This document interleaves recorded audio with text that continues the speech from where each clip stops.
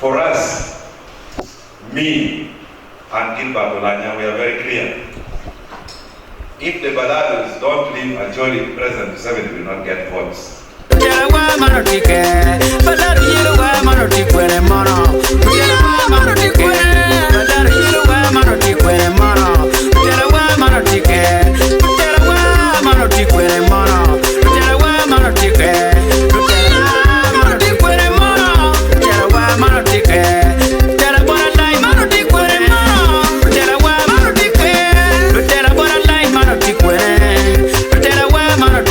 Well, despite Dr.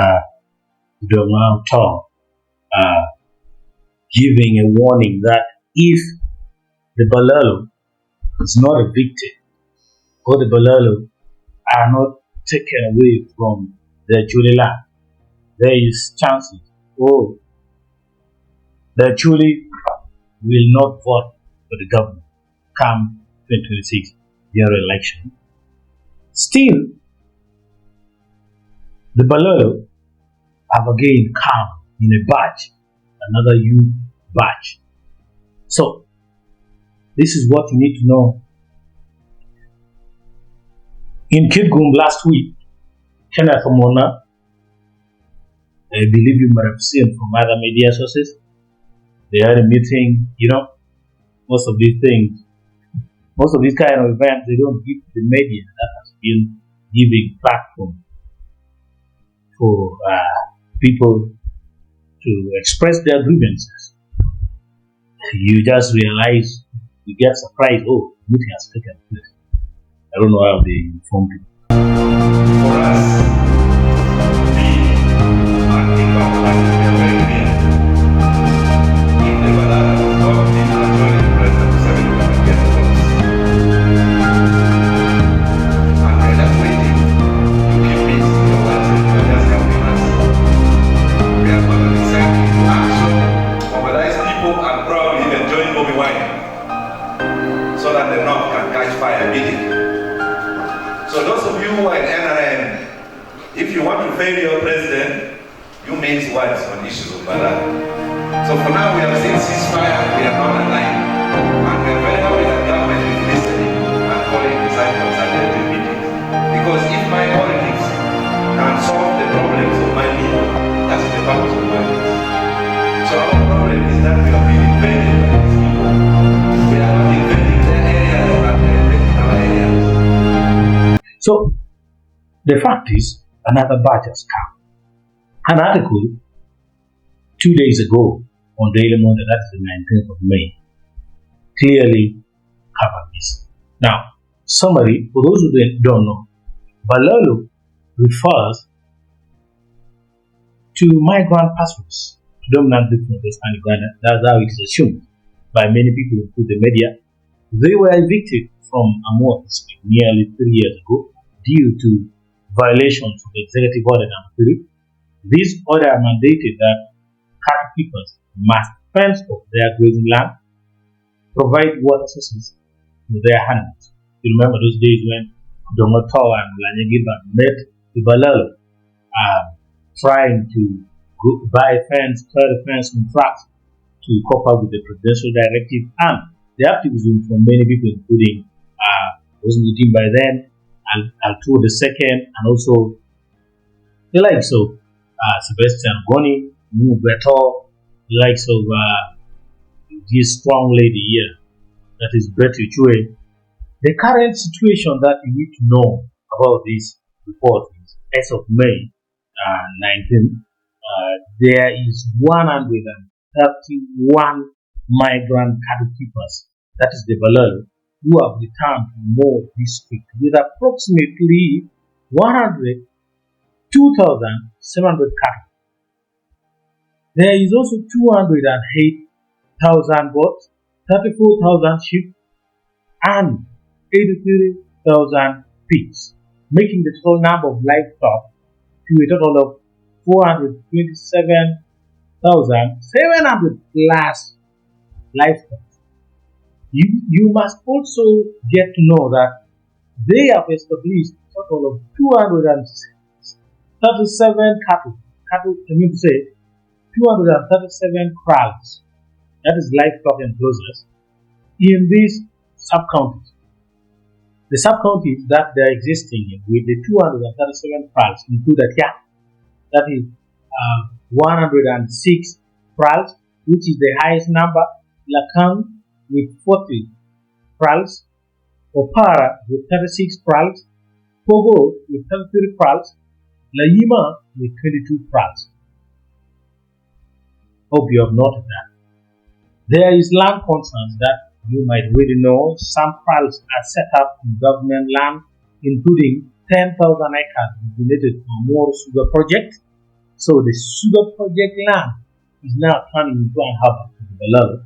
Land in Atia, that is Opara and Layima land, is also being occupied, and allegations are coming in that other people are grazing illegally on government property. So it's also coming from the government property. Now, if the government property side allegation is coming, then what about the civilian side? There is non-compliance with presidential directive. According to authorities, 98% of cattle keepers ignore fencing and water provision requirements.